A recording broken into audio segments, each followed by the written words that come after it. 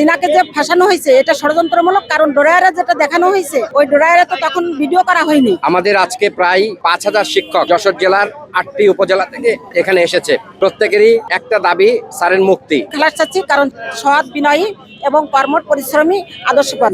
তিনাকে যে ফাঁসানো হয়েছে এটা ষড়যন্ত্রমূলক, কারণ ড্রয়ারে যেটা দেখানো হয়েছে ওই ড্রয়ারে তো তখন ভিডিও করা হয়নি। দুদকের লোকরা নবীর ষড়যন্ত্রে হয়ে ওই যখন এটা করছে তখন টাকাটা উনরা সামনে রাখে, কিন্তু উনরা নিজেরা সামনে রেখেছে। স্যার যে ড্রয়ারে রাখছিল ওনারা বারবার বলছে, কিন্তু ওই ড্রয়ার তো আমরা দেখিনি কোনো ফেসবুকে বা কোনো ইসে আমরা দেখিনি যে ড্রয়ার থেকে উঠাচ্ছে। স্যারের ড্রয়ারে যদি থাকতো, ওরা বারবার বলছে ড্রয়ারের থেকে উঠানো হয়েছে, ড্রয়ারে রাখিছে, তাহলে ড্রয়ার থেকে উঠানোটা তো ভিডিওতে দেখায়নি। এই জন্য আমার মনে হচ্ছে যে এটা ষড়যন্ত্রমূলক এবং উদ্দেশ্য প্রণোদিত। নুরুন নবী 55 কিলোমিটার দূরে আসা যাতে তার যে পানিশমেন্ট ট্রান্সফার হয়েছিল তারই পরিপ্রেক্ষিতে ষড়যন্ত্রমূলক ভাবে তার আত্মীয় দিয়ে এই জিনিসটা করছে। প্রাথমিক শিক্ষক বিচার মহোদয় জনাব আশরাফুল আলম স্যার একজন ন্যায়, নীতিবান, সৎ ও যোগ্য অফিসার। দীর্ঘ প্রায় 2.5 বছর তিনি যশোর জেলায় এসেছেন। আমরা বিভিন্ন কাজে তার কাছে এসে থাকি। আমরা আজ পর্যন্ত তার কাছে টাকার বিনিময়ে কোনো কাজ পাই নাই। আমরা যে কাজগুলো পেয়েছি সম্পূর্ণ ভালোবাসার ক্ষেত্রে, সম্পূর্ণ ন্যায়ের ক্ষেত্রে। এই ন্যায়ের উপরে থেকে তিনি আমাদের কাজ করেছেন। আমরা জানতে পারছি এবং দেখতে পাচ্ছি যে শিক্ষক নুরুন নবী, তার উনার বিরুদ্ধে যে অভিযোগ এনেছে, এই নুরুন নবী একজন অসৎ শিক্ষক। দুর্নীতির আতুরঘর থেকে তার জন্ম। তার শিক্ষা জীবনেও, ছাত্র জীবনেও সে দুর্নীতি করেছে। আমরা ইতিমধ্যে জানতে পেরেছি তাকে ম্যাচ থেকে বের করে দেওয়া হয়েছে।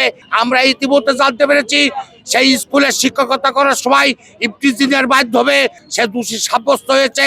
এমনকি সে ঝিগরগাছা উপজেলায় শিক্ষকতা করত, সেখান থেকে দুর্নীতি কারণে তাকে সদরে ভর্তি করা হয়েছে। এই দুর্নীতিবাজ শিক্ষক সম্পূর্ণ পরিকল্পিতভাবে একজন সৎ অফিসারকে সাজানো হয়েছে।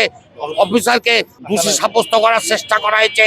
একজন অফিসার যখন ঘুষ খায়, সামান্য একটা ব্যাপারে 1,20,000 টাকা ঘুষ কোনোদিন লাগে না। এই যে ধূর্ত শিক্ষক নুরুন নবী, তার স্ত্রী শিরিন আক্তার, সে আমার অনার্স এবং মাস্টার্স লেভেলের বান্ধবী।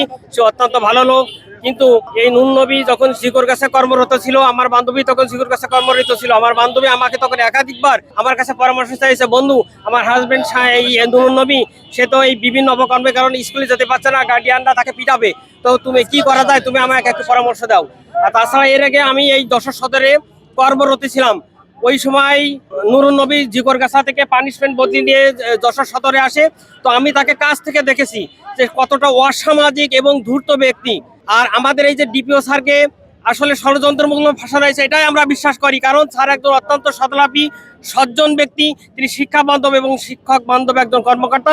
আমরা অনতিবিলম্বে স্যারের মুক্তি চাই এবং এই ষড়যন্ত্রের পিছনে যারা দায়ী তাদের দৃষ্টান্তমূলক শাস্তি চাই। এই নুরুন নবী সেই নুরুন নবী যাকে আমি 1994-এ নীলগাছ সুপারি বাগান তাঁতিপাড়া ম্যাচ থেকে তাড়িয়ে দিয়েছিলাম, যদিও তিনি আমার সিনিয়র। কেননা উনি নারী লোলুপ দৃষ্টি, উনি কলুষিত একটা মন, কনস্পিরেসি উনি কিভাবে করতে হয় তা জানেন।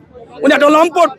কিছুদিন আগে তার যে স্ত্রী মারা গেছে, সেও আমার পিটিআই মেট ছিল। তাহলে এই নুরুন নবী দুর্নীতির একটা, আমার ডিপো মহোদয় দুধে ধোয়া একজন মানুষ, তিনি কতটা আমাদের কাছের মানুষ হয়ে গেছেন। আমরা সেই সুদূর কেউ গ্রামে চাকরি করি, উনি সেই গ্রামে যে ক্লাসরুমে ঢুকে ঢুকে কিভাবে পড়াতে হয়, কিভাবে পড়া নিশ্চিত করতে হয়, এই ইনস্ট্রাকশন যখন দিচ্ছেন, আর তখনই সেই নুরুন নবী একটা লম্পট, সে আমার স্যারের বিরুদ্ধে এত বড় একটা কনস্পিরেসি করেছে। আমি মুক্তি দাবি করছি এবং ওই দুর্নীতিবাজ এবং কনস্পিরেসি করে অভ্যস্ত শয়তান সুলভ মন সেই আমাদের নুরুন নবীর অবিলম্বে অ্যারেস্ট করার জন্য আমি অনুরোধ করছি। আমাদের আজকে প্রায় 5,000 শিক্ষক যশোর জেলার 8টি উপজেলা থেকে এখানে এসেছে। প্রত্যেকেরই একটা দাবি, স্যারের মুক্তি। এই শিক্ষা বান্ধব কর্মকর্তাকে এভাবে যে ষড়যন্ত্রমূলকভাবে ফাঁসানো হয়েছে তার আমরা তীব্র নিন্দা প্রকাশ করছি এবং অনতিবিলম্বে স্যারের মুক্তি এবং সসম্মানে তার কর্মে ফেরার যাবতীয় উদ্যোগ ঊর্ধ্বতন কর্তৃপক্ষের কাছে প্রত্যাশা করছি।